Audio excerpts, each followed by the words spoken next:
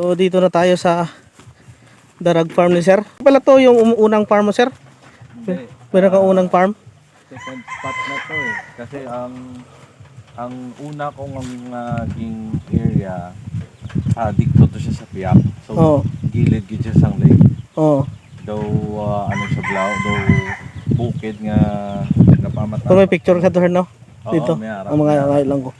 So, amo na ning ikaduwa nga area kung sa diin na nakita ko nga idea lang lugar bala na sagudan sang Darag. So ikaw na dito yung nag-alaga, Sir? Oo. Halimbawa pag nasa Iloilo ka, meron kang caretaker dito. Oo.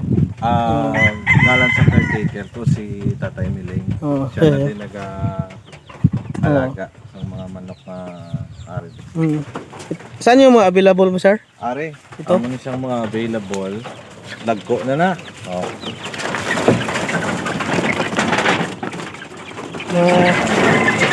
Ilang months, Sir? 3. 3 months? 3 or sobra na 3. Nandaw.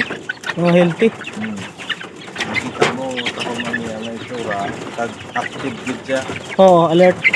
Ang isang sign na healthy ang isang Darag native chicken is dapat active gid siya when it comes sa pagulag yabla. Oo. Saan yung mga breeders mo, Sir? Ari din na ito. Ari ang second batch na isang hatch nanon. Second batch na sa isang hatch. Pero meron pa kami to subungag gina-incubate. No? Daming babae. Oo. Actually, kinanglan gid namon subong hen. Kaya may sobra kami din ng mga breeder nga rooster, mga proven breeder nga ni siya. Oo. So mga ilang na to, Sir? Wala rin siya pair. Ari siguro mga 8 months. Oo, mga 8 months. Ganda ng details niyo. Pula at saka yellow talaga. Actually, ang pure Darag native chicken, most na blue legs. Blue legs. Kagang tsura niya is same sa natawag natin nga red jungle fowl. Kay originated niya sa red jungle fowl. Ang iba namon nga breeder nga Darag, big bone. So magamba kita big bone, medyo dako siya. So may ara nga regular size, regular size siya. Ato big bone. So dako siya bilang pagka-breeder. So ari big bone man. Ari big bone niya siya, dako niya siya nga pagka-rooster ang pares ng mga hen. So ano yung ratio mo, Sir? Ang ratio mo? Ang ratio ko is sa 4:1. 4:1. Pwede ka man ka 3:1, pwede man 5:1. Depende na lang na abi sa breeder eh. Kaya subong kulang kami sang hen kay ang iba namon nga hen nagligad na kalabuhi. Muna si tatay ang caretaker? Siya na ang gabantay. Shout out kay tatay Miling. Tay, shout out tay. Kita sa vlog. Siya na ang ilang to, Sir? Ilang kwarto? Ilang room? 6. Amon nga beginner nga breeder breeding pen. Pero soon if makaluyan kung magdako ang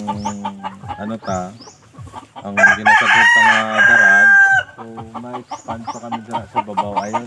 Lapad pa na tang area. Then muna yun, actually mga 3 months up na ready for ranging na sila for free range. Buloy naman na siya. Dali na lang siya buloy lapad na lugar. Kaya mas manami kung naka free range siya. Kaya makakaon siya sang lain-lain nga Bigyan na kayo sa tayo.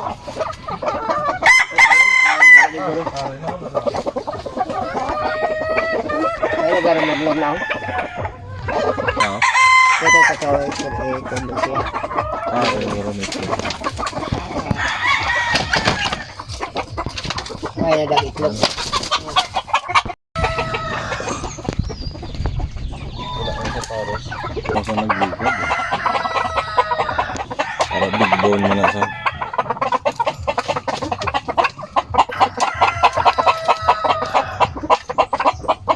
Ang dami.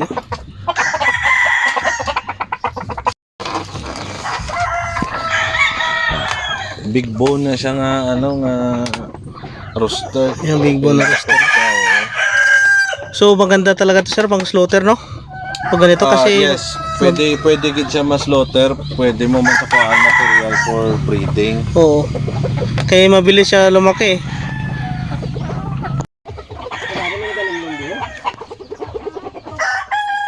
Sige na ano mo lang sir, natural ano lang sir.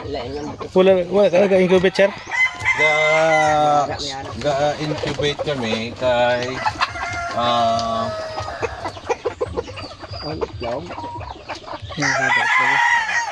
May bagong itlog.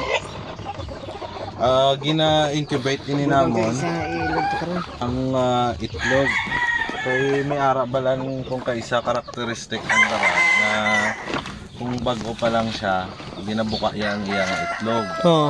So, good thing nga si Professor Ricky Bicodo, intudloan niya ko kung ano ang mga proseso para matapna ini.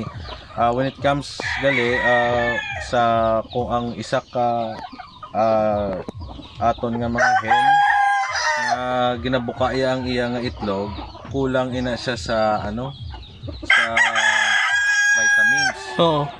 So, ang advice niya sa akon is kada magbubod kung aga, pagapon, butangan siya sang asin sa babaw. So, in that way, no, kung ano na ang kakulangan niya sa vitamins, so, hindi na pagbuko lang niya nga itlog. May araw maniban nga pamaagi, ginabutangan nila sang fake eggs. Oo. Fake eggs. Once nga tinuka niya, pag hindi nabuka, amo na. Makakalumdam na siya. Oo.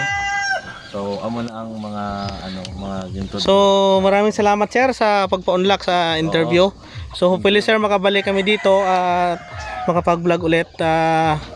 Sana sir marami kang ma-inspire sa storya mo pagdating sa Darag Native Chicken. So, lastly sir, ano yung message mo sir? Siguro I would like to express my deepest na pagpapasalamat sa North Shore TV sa pagbisita niya sa munting darag farm namin.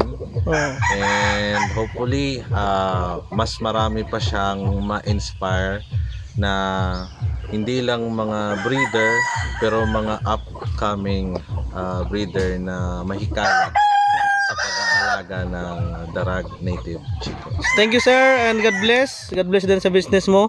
So please visit Villa Eliana Farm Resort located here at Barangay Alapasco, Batad, Iloilo, Philippines. Thank you.